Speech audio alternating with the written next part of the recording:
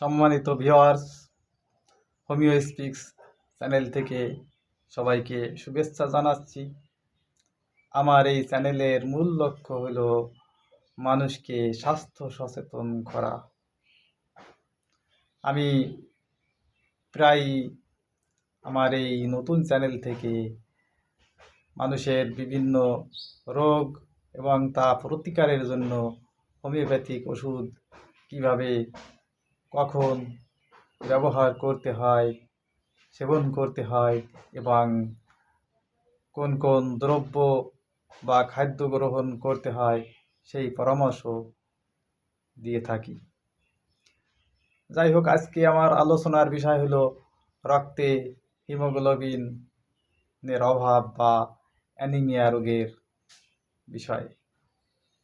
আমাদের রক্তে যখন হিমোগ্লোবিনের মাত্রা কম হয়ে যায় তখন আমাদের শরীরে অক্সিজেন সরবরাহ বাধাপ্রাপ্ত হয়, অর্থাৎ অক্সিজেন ঠিকমতো পৌঁছায় না, যার ফলে শরীর দুর্বল বা নিস্তেজ হয়ে পড়ে। এখন আপনি ভেবে দেখুন, আপনি কতটা নিস্তেজ, কতটা দুর্বল, আপনার শরীরে অক্সিজেন সরবরাহের কতটা অভাব, আপনি আপনার শরীরে শরীরে এইরকম সমস্যা আছে কিনা। এই সমস্যা আসার প্রধান কারণ খাদ্যে আয়রনের অভাব, পরিপাক তন্ত্রের সমস্যা, খাদ্যের ভিতরে ভিটামিনের অভাব,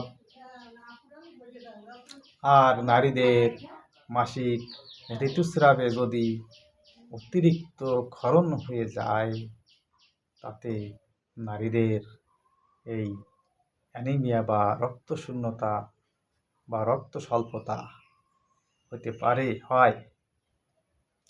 এই রক্ত স্বল্পতার প্রধান লক্ষণ হলো মাথা ঘুরে, মাথা ব্যথা করে, অধিকাংশ ক্ষেত্রে চুলগুলো ঝরে পড়ে, চুল ঝরে পড়ার সম্ভাবনা থাকে, ত্বক ফ্যাকাশে হয়ে যায়, হৃদস্পন্দন বেড়ে যায়, নখ ভঙ্গুর হয়ে যায়, মনোযোগ ও স্মৃতিশক্তি কমে যায়, জিহ্বা ব্যথা ও অস্বাভাবিক খাবার খেতে চায়। এই প্রধান লক্ষণগুলো খেয়াল রাখতে হবে। এখানে আমাদের হোমিওপ্যাথি প্রতিকারকল্পে বেশ কয়েকটি ওষুধের কথা বলা যায়। প্রথমে বলি আলফালফা মাদার টিংচার। এটা আমেরিকার এক ধরনের উদ্ভিদ। এই উদ্ভিদটির রস পেষণ করে তৈরি করা হয়। এটা খুবই পুষ্টিবর্ধক এবং বলবর্ধক। এই ওষুধটি রোজ 12 থেকে 15 ফোঁটা মাত্রায় নিয়ে আধা কাপ চায়ের যে কাপ, আধা কাপ জলে মিশিয়ে খাদ্য গ্রহণের আধা ঘন্টা আগে খেতে হবে, রোজ 2 বার। এভাবে 1 মাস কাল সেবন করলে এই অ্যানিমিয়া বা রক্তশূন্যতা সমাধান করা যেতে পারে। আর কতকগুলো বায়োকেমিক ভালো ওষুধ আছে। ফেরামফস, এটা লৌহ। এই ওষুধটা একটা বায়োকেমিক প্রধান শ্রেণীর ভালো ওষুধ। ক্যালকেরিয়া ফস, এটাও বায়োকেমিক ওষুধ। নেট্রামিউর, এটাও বায়োকেমিক ওষুধ। এই 3টা বায়োকেমিক ওষুধ, প্রত্যেকটি ওষুধের 6x শক্তি। আবার বলি, ফেরামফস, ক্যালকেরিয়া ফস এবং ন্যাট্রামিউর 6x শক্তির 3+3+3, অর্থাৎ প্রত্যেকটি 3টি বটিকা নিয়ে মোট 9টি বটিকা একত্রে গরম জলের সাথে, ঈষৎ উষ্ণ হালকা এই গরম জলের সাথে মিশিয়ে রোজ দুবেলা করে খেতে হবে। তাহলে প্রত্যেকবার 9টি করে ট্যাবলেট পড়ছে, প্রতিদিন 2 বার, ভাত খাবার আধা ঘন্টা আগে। এভাবে নিয়মিত 15 দিন খাইলেই অনেক উন্নতি হওয়ার সম্ভাবনা আছে। Lecithin lecithin 3x lecithin 3x ওষুধটি যদি খাওয়া যায়, লিভার সংক্রান্ত যে রক্ত স্বল্পতা বা অ্যানিমিয়া, এটা সমাধান সম্ভব। আর একটা ওষুধ আছে ভ্যানাডিয়াম মেটালিকাম, খুবই ভালো ওষুধ।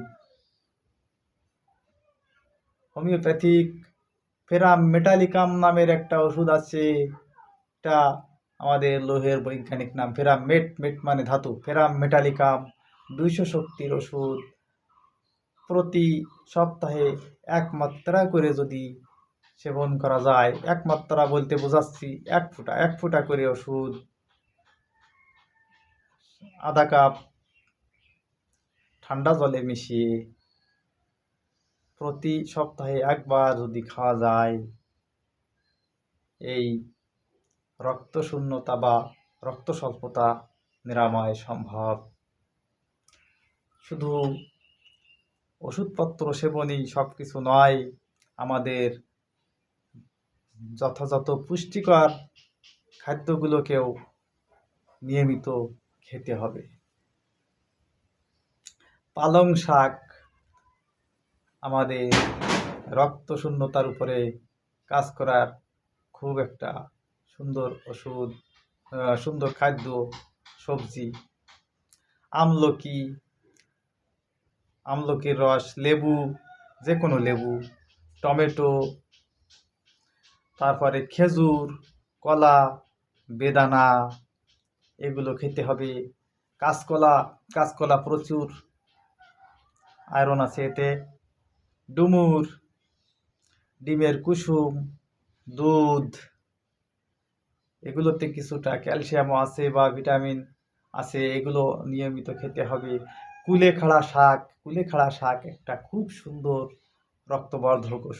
রক্তবর্ধক খাদ্য। আমাদের এই ওষুধ এবং খাদ্যে খুব মনোযোগ থাকতে হবে, তাহলে এই রক্ত স্বল্পতা বা অ্যানিমিয়া দূর করা সম্ভব হবে। তা বন্ধুরা, আশা করি আমার এই পরামর্শে আপনারা উপকৃত হচ্ছেন বা হবেন। আমার এই হোমিও স্পিক্স চ্যানেলটাকে সাবস্ক্রাইব করে রাখুন। আগামী বিভিন্ন পর্বে আরও অনেক কিছু জানতে পারবেন। সবাইকে ধন্যবাদ।